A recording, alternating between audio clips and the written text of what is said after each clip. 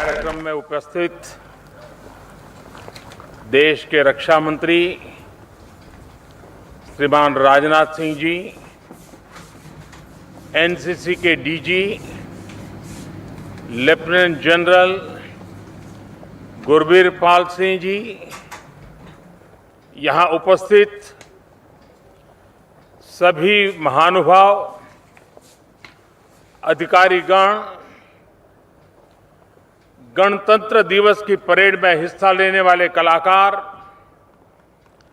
NSS, NCC के साथियों, इस समय देश अपनी आजादी का अमृत महोत्सव मना रहा है और जब एक युवा देश इस तरह के किसी ऐतिहासिक अवसर का साक्षी बनता है तो उसके उत्सव में एक अलग ही उत्साह दिखता है। यही उत्साह मैं अभी करियप्पा ग्राउंड में भी देख रहा था।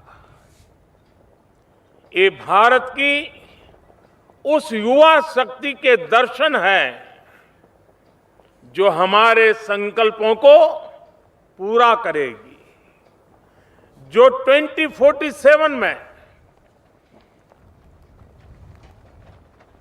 जब देश आजादी के 100 साल पूर्ण करेगा, 2047 के भव्य भारत का निर्माण करेंगी।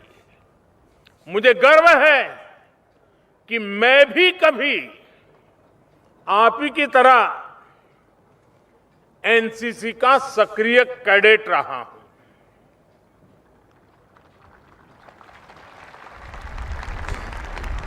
लेकिन जो सौभाग्य आपको मिला है वो मुझे नहीं मिला था। मुझे एनसीसी में जो ट्रेनिंग मिली, जो जानने सीखने का अवसर मिला, आज देश के प्रति अपनी जिम्मेदारियों के निर्वहन में मुझे उन संस्कारों से, उस ट्रेनिंग से असीम ताकत मिलती है। अभी कुछ ही समय पहले मुझे एनसीसी एलुमनाई का कार्ड भी मिला था। आज देश के प्रधानमंत्री के साथ साथ मैं उस नाते भी आपका साथी हूं, आपसे जुड़ा हूं। मैं एनसीसी के सभी पदाधिकारियों को और सभी फेलो कैडेट्स को इस अवसर पर सैल्यूट करता हूं। आज जिन कैडेट्स को पुरस्कार मिला है उन्हें भी मैं अपनी हार्दिक शुभकामनाएं देता हूं। आज महान स्वतंत्रता सेनानी, पंजाब केसरी लाला लाजपत राय जी की जयंती भी है। आज ही फील्ड मार्शल करियप्पा की भी जयंती है। राष्ट्र निर्माण में अहम भूमिका निभाने वाले देश के इन वीर सपूतों को मैं आदरपूर्वक नमन करता हूं। साथियों, आज जब देश नए संकल्पों के साथ आगे बढ़ रहा है, तब देश में एनसीसी को मजबूत करने के लिए भी हमारे प्रयास जारी है। इसके लिए देश में एक हाई लेवल रिव्यू कमेटी की स्थापना की गई है।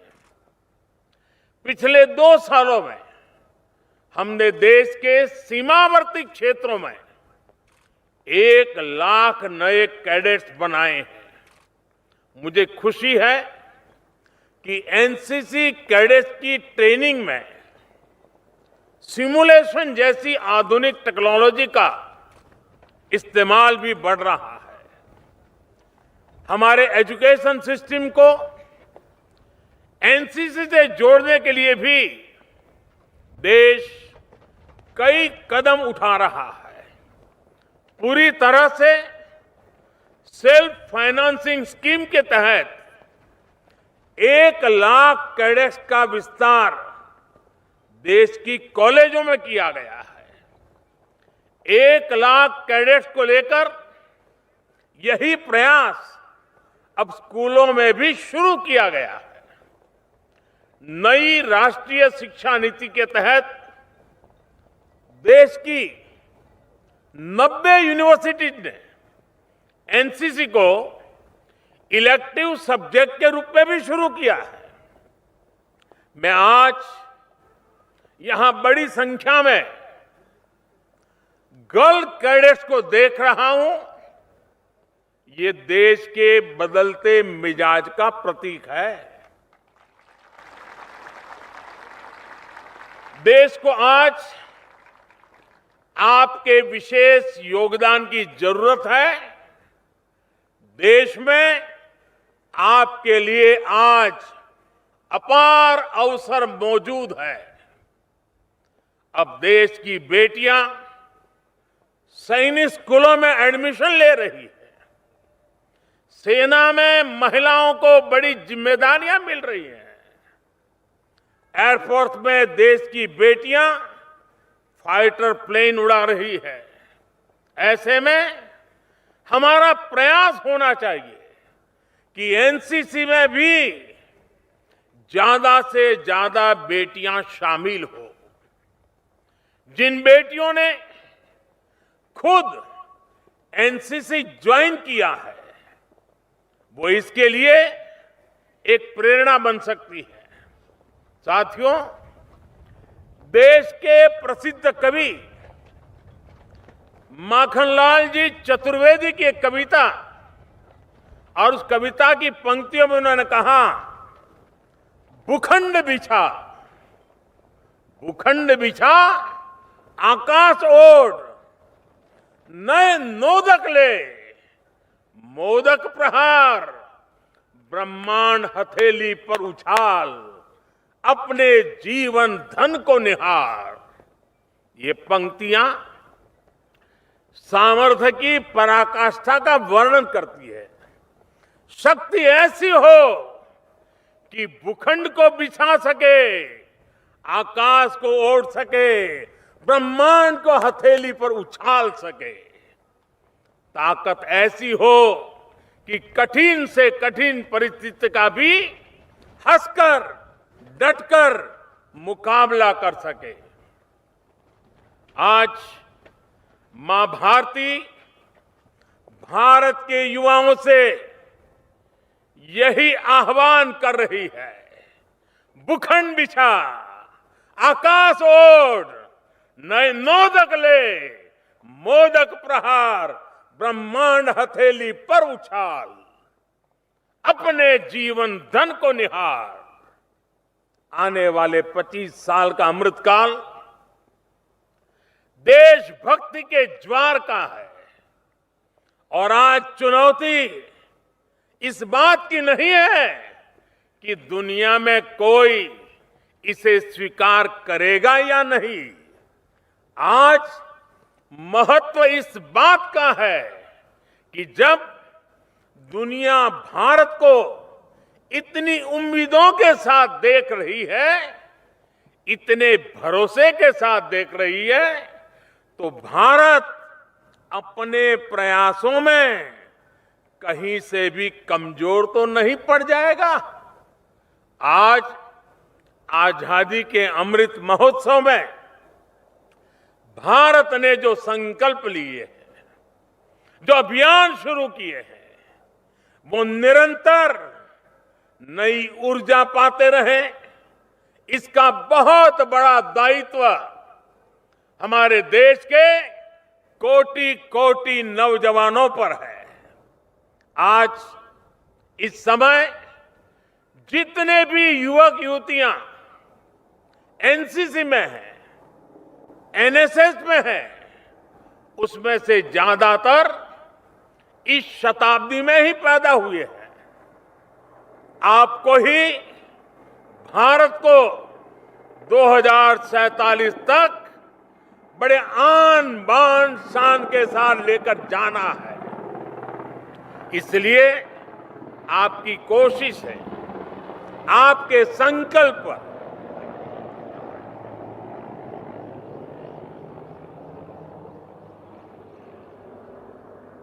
इसलिए आपकी कोशिश है, आपके संकल्प, उन संकल्पों की सिद्धि भारत की सिद्धि होगी, भारत की सफलता होगी। राष्ट्रभक्ति से बड़ी कोई भक्ति नहीं होती, राष्ट्रहित से बड़ा कोई हित नहीं होता। देश को सर्वोपरि रखते हुए आप जो भी करेंगे वो देश के विकास में मदद करेगा। आज हमारे युवाओं ने भारत को स्टार्टअप की दुनिया में टॉप 3 में पहुंचा दिया है। कोरोना के इस संकट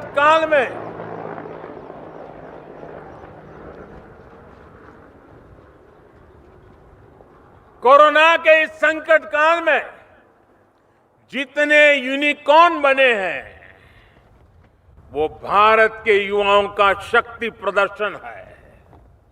आप कल्पना कर सकते हैं 50 से ज्यादा यूनिकॉर्न कोरोना काल के दौरान अस्तित्व में आए हैं। और आपको तो पता ही होगा, एक एक यूनिकॉर्न, एक एक स्टार्टअप की पूंजी 7,500 करोड़ रुपए से ज्यादा है। ये क्षमता, ये सामर्थ्य बहुत बड़ा विश्वास जगाता है। और जानते हैं इसमें सबसे बड़ी बात क्या है कि हजारों स्टार्टअप्स देश की किसी न किसी आवश्यकताओं को पूरा करने के लिए बने हैं। कोई कृषि क्षेत्र में नया कर रहा है, कोई सप्लाई चेन को सुधारने के लिए नया कर रहा है, कोई शिक्षा के क्षेत्र में बदलाव के लिए कुछ नया कर रहा है। इनमें देश के लिए कुछ करने का जज्बा है, कुछ कर गुजरने का जज्बा है। साथियों, जिस देश का युवा राष्ट्र प्रथम, नेशन फर्स्ट की सोच के साथ आगे बढ़ने लगता है, उसे कोई दुनिया की कोई ताकत रोक नहीं सकती है। आज खेल के मैदान में भारत की सफलता भी इसी का एक बड़ा उदाहरण है। खिलाड़ी की प्रतिभा, खिलाड़ी का संकल्प, उन सारी बातों का अपना महत्व है ही। खिलाड़ी के परिश्रम का भी बहुत महत्व है, लेकिन अब उसकी हार जीत के साथ 130 करोड़ देशवासी जुड़ जाते हैं। भारत का युवा किसी भी मैदान में किसी से टक्कर ले रहा है तो पूरा देश उसके पीछे एकजुट हो जाता है। खिलाड़ियों में भी ये भावना प्रबल है कि मैं पुरस्कार के लिए नहीं, अपने देश के लिए खेल रहा हूं। इसी भावना के साथ हर क्षेत्र में भारत के युवाओं को, देश की भावी पीढ़ी को आगे बढ़ाना है। साथियों, कोरोना के इस काल ने पूरी दुनिया को हम भारतीयों के अनुशासन, हम भारतीयों की समाज शक्ति का परिचय दिया है। अब जनता कर्फ्यू के दौरान पूरा देश कोरोना से लड़ने के लिए एकजुट हो गया तो पूरा विश्व हैरान हो गया था।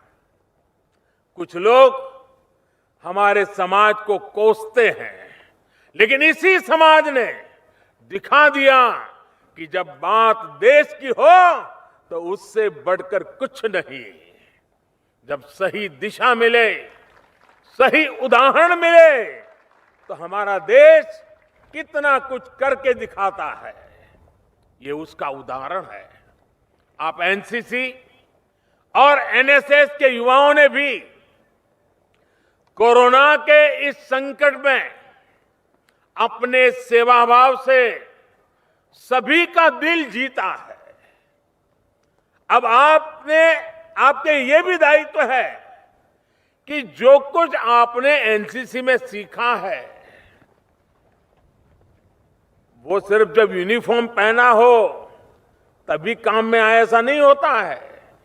वो आपके पूरे जीवन में इसी तरह कैसे बना रहे, समय समय पर कैसे प्रकट होता रहे। आपको ये भी सोचना चाहिए कि एक कैडेट के तौर पर जो सीखा है उसका समाज को कैसे लाभ होगा।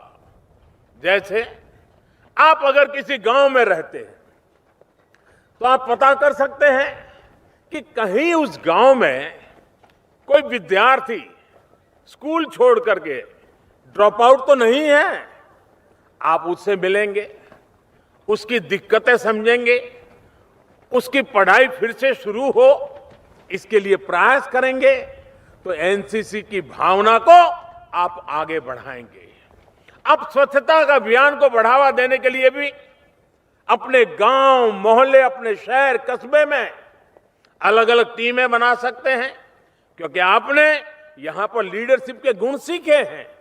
अब उसको अप्लाई करना है समाज में।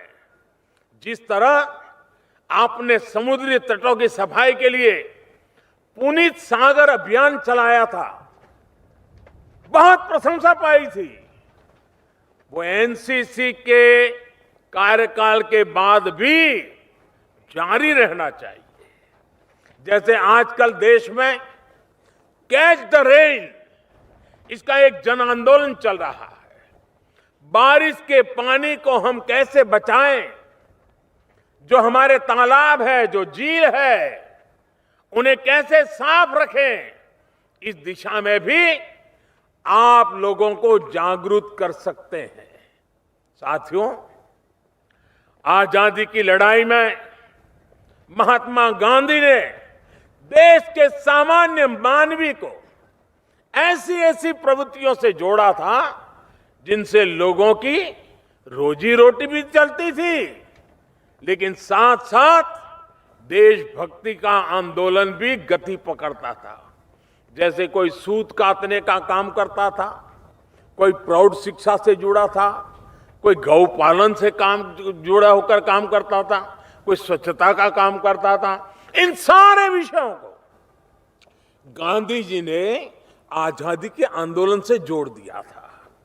इसी तरह आजादी के अमृतकाल में आज से लेकर अगले 25 वर्ष हम सबको, आपको, अपनी प्रवृत्तियों को, अपने कार्यों को देश के विकास के साथ, देश की अपेक्षाओं के साथ, देश की आकांक्षाओं के साथ जोड़ना है। आज देश आत्मनिर्भर भारत के संकल्प के साथ चल रहा है। आप सभी युवा वोकल फॉर लोकल के अभियान में बहुत बड़ी भूमिका निभा सकते हैं। अगर भारत के युवा ठान लें कि जिस चीज के निर्माण में किसी भारतीय का श्रम लगा है, किसी भारतीय का पसीना बहा है, सिर्फ वही चीज इस्तेमाल करेंगे तो भारत का भाग्य तेज गति से बदल सकता है। वोकल फॉर लोकल का मंत्र सीधे सीधे देश के युवाओं से भी जुड़ा हुआ है। जब लोग स्थानीय उत्पादों को खरीदेंगे तो स्थानीय उत्पादन भी बढ़ेगा, उसकी क्वालिटी भी इंप्रूव होती जाएगी। जब स्थानीय उत्पादन बढ़ेगा तो इस वजह से स्थानीय स्तर पर रोजगार के नए साधन भी बढ़ेंगे। साथियों, ये समय टेक्नोलॉजी और इनोवेशन का है। ये समय डिजिटल क्रांति का है। इस युग का अगर कोई नायक है तो वो आप मेरे सभी युवा साथी हैं। इसलिए बदलाव के इस दौर में बतौर कैडेट कई नई जिम्मेदारियां आपके पास है। आपको इस क्रांति में भारत को लीडर बनाने के लिए देश को अपना नेतृत्व देना है और साथ ही इसकी चुनौतियों का मुकाबला भी करना है। आज एक और डिजिटल टेक्नोलॉजी और इंफॉर्मेशन से जुड़ी अच्छी संभावनाएं हैं, तो दूसरी ओर मिस इन्फॉर्मेशन के खतरे भी हैं। हमारे देश का सामान्य मानवी किसी अफवाह का शिकार न हो, यह भी जरूरी है। एनसीसी कैडेट्स इसके लिए एक जागरूकता अभियान चला सकते हैं।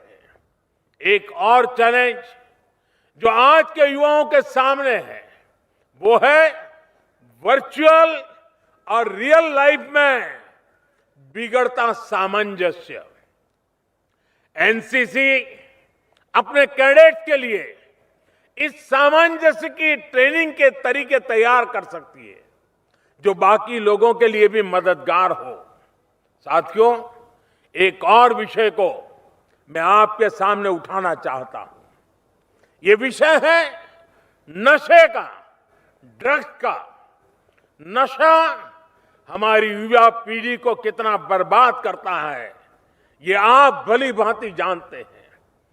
तो फिर जिस स्कूल कॉलेज में एनसीसी हो, एनएसएस हो, वहां पर ड्रग्स कैसे पहुंच सकती है? आप कैडेट के तौर पर खुद ड्रग्स से मुक्त रहें और साथ ही साथ अपने कैंपस को भी ड्रग्स से मुक्त रखें।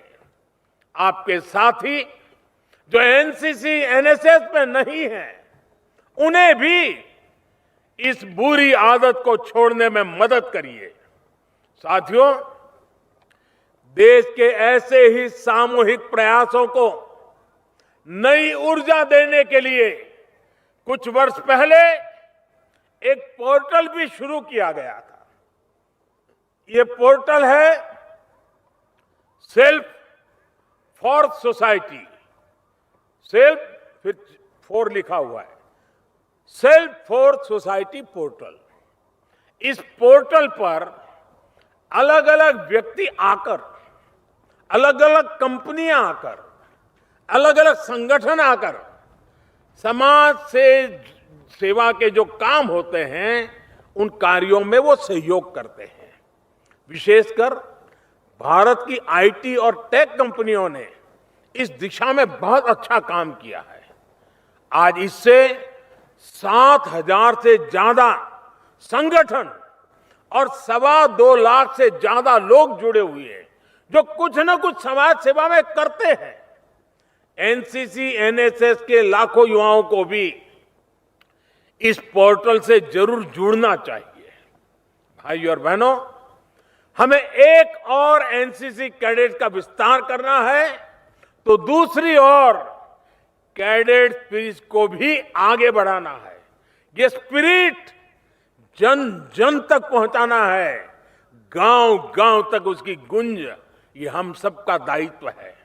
और मैं समझता हूं इसमें एनसीसी एलुमनाई की बहुत बड़ी भूमिका है। एनसीसी एलुमनाई एसोसिएशन इस काम में एक ब्रिज की, एक नेटवर्क की भूमिका निभाएगा।